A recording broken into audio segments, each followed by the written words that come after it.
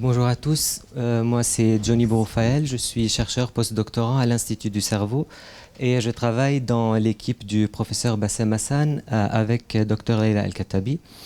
Je suis là aujourd'hui pour vous présenter une nouvelle approche pour modéliser les troubles du neurodéveloppement qui est basée sur les organoïdes corticaux que je vais vous présenter tout à l'heure et surtout les troubles qui sont associés au complexe médiateur entre autres.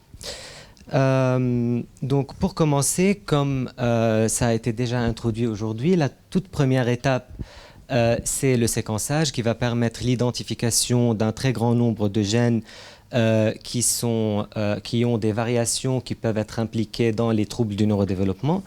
Par contre, c'est une étape, bien qu'elle soit très importante et la toute première étape, il faut étudier le rôle de ces gènes, donc il faut faire après des études fonctionnelles pour pouvoir lier les variations à la maladie.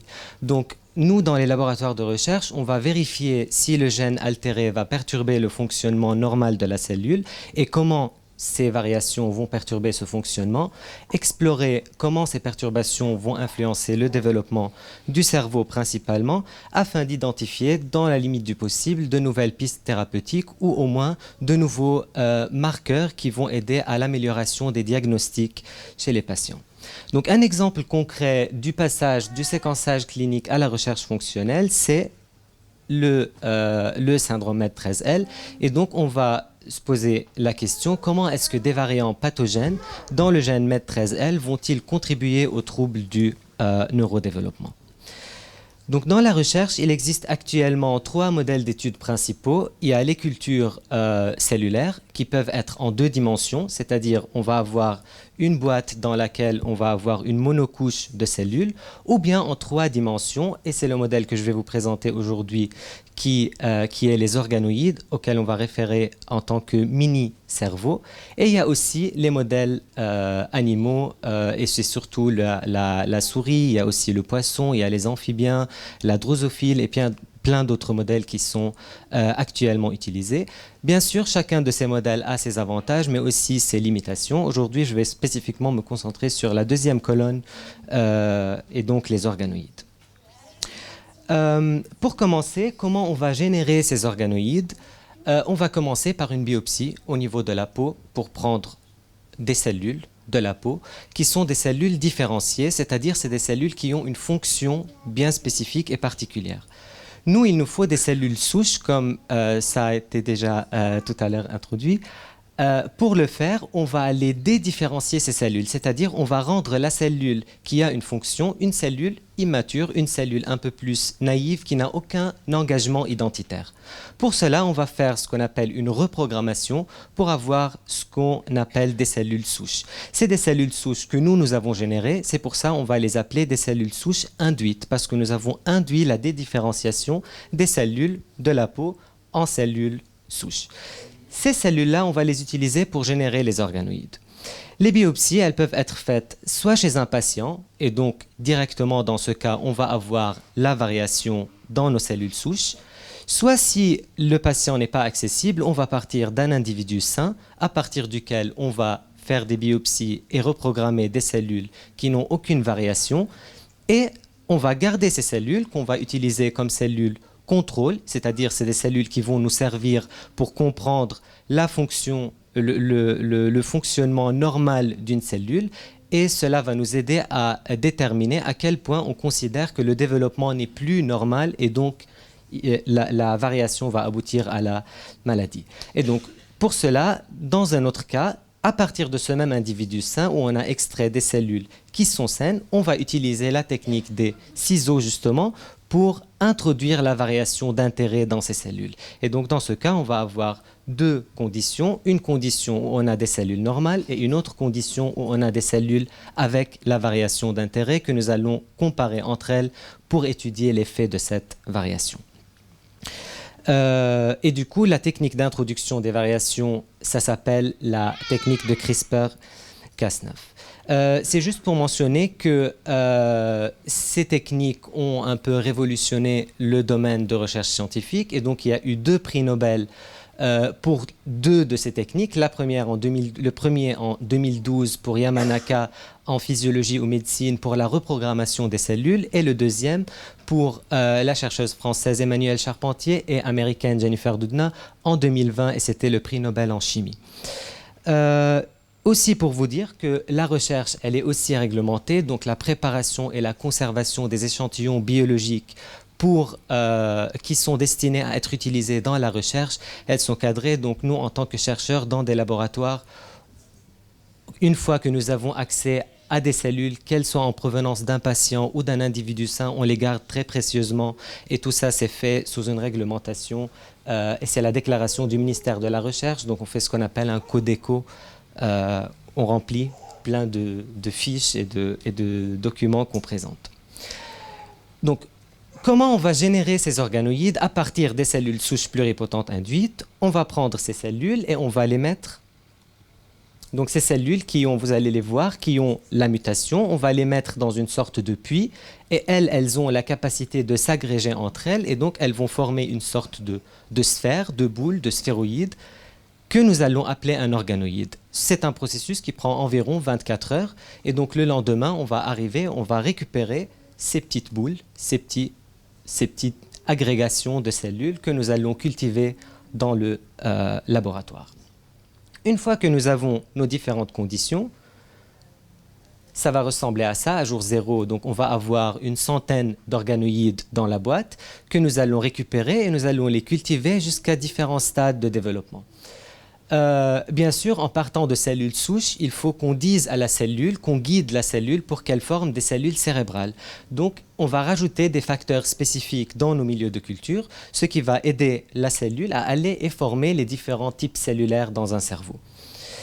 Voilà, donc un organoïde, aujourd'hui, il représente une récapitulation des étapes précoces du développement du cerveau, la diversité des types cellulaires, le temps de développement, la complexité neuronale, les différents circuits qui se forment, la capacité proliférative, toutes ces particularités qui distinguent l'être humain des autres modèles animaux, ce qui rend aussi l'organoïde un outil qui est très powerful, puissant dans la recherche. Donc, dans ce qui suit, je vais vous présenter comment on va caractériser ces organoïdes. Donc, l'une des premières étapes, c'est par imagerie. Donc, on va fixer les organoïdes, on va les récupérer à un certain temps de développement, on va les fixer dans des sortes de moules, nous allons les découper, et puis nous allons faire des marquages sur ces organoïdes que nous allons aller imager après. Donc, ces marqueurs vont nous permettre d'identifier les différents types de cellules qui sont présentes dans notre cerveau, donc les progéniteurs, les neurones et ainsi de suite. Et l'organoïde, il va ressembler à ça à l'intérieur. Donc on a ces sortes de petits ronds à l'intérieur qu'on appelle des rosettes, dont chacune, elle récapitule le développement du cerveau. Donc c'est un aspect un peu visuel. On peut déjà voir si l'architecture au niveau de l'organoïde, elle est saine ou pas entre le contrôle et le mutant. Mais aussi, on va pouvoir aller un peu plus loin pour quantifier et compter les cellules qui sont au niveau de l'organoïde. Pour cela, dans notre laboratoire, il y avait un travail qui était fait par Julien Pigeon, qui a développé une sorte de technique pour pouvoir compter toutes les cellules dans l'organoïde, parce qu'on ne va pas pouvoir aller les compter à la main, et donc on va pouvoir avoir une quantification de nos conditions à l'échelle d'une cellule unique. Une autre approche que nous allons utiliser, c'est des approches de séquençage que nous utilisons beaucoup dans le groupe avec Leila à l'ICM. On va prendre les organoïdes et on va les dissocier. Donc on va récupérer toutes les cellules qui sont présentes dans l'organoïde, mais puisque ces cellules, elles sont très nombreuses, et chacune de ces cellules, elle a un profil qui est différent par rapport à l'autre cellule. Donc là, nous allons avoir une sorte d'expression, d'un profil d'expression d'une cellule 1, une cellule 2, 3, etc. Chacune, elle aura un profil qui est différent, ce qui va nous permettre de rassembler ces différentes cellules les unes avec les autres et de les regrouper pour récapituler un peu les différentes populations cellulaires qui sont présentes au niveau du cerveau. Et puis en comparant ce que nous observons dans les cellules en provenance des mutants par rapport au contrôle, on va pouvoir déterminer les gènes, les processus biologiques qui sont dérégulés chez les patients. Et un autre axe sur lequel on s'est récemment penché, c'est l'exploration de nouvelles pistes thérapeutiques. Et donc, on va, à partir de ces mêmes données, sortir une liste de gènes qui sont dérégulés dans nos mutants, et on va aller utiliser des bases de données dans lesquelles il y a des drogues et des médicaments qui sont approuvés par la FDA qui vont avoir un rôle dans je dirais, de corriger les anomalies que nous avons observées. C'est-à-dire, si un gène il a une expression basse, on va voir quelle est la drogue qui va augmenter son expression. Et en fonction de ça, on va faire un screening qui est très large pour pouvoir sélectionner des candidats qui sont prometteurs pour corriger les anomalies identifiées afin de proposer des pistes thérapeutiques, bien qu'on est un peu loin de guérir ou de réparer le train complètement, mais ça reste aussi une piste qui est très prometteuse que nous allons pouvoir tester sur nos cellules et voir à quel point on va pouvoir se rapprocher le plus que possible d'un cas normal. Et une dernière chose que nous sommes en train de faire, à un certain stade de nos organoïdes, les cellules vont devenir matures, donc on va avoir des neurones qui sont fonctionnels et qui ont une activité électrique.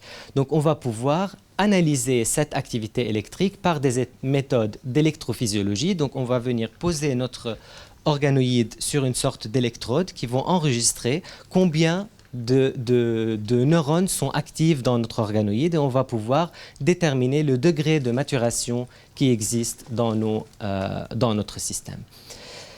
Voilà, donc je vous ai présenté aujourd'hui, on part d'où, comment on génère les organoïdes, quelles sont leurs applications. Et le dernier panel, c'est juste pour vous montrer que la recherche impliquant les organoïdes, elle augmente au fur et à mesure, et surtout aujourd'hui on a des milliers de publications qui utilisent le modèle, ce qui montre aussi la puissance de ce modèle dans la recherche et qui va nous aider beaucoup à accélérer la recherche dans le but d'aider le mieux les patients, et dans un but aussi de collaboration entre la clinique et le fonctionnel. Et voilà, je vous remercie pour votre attention.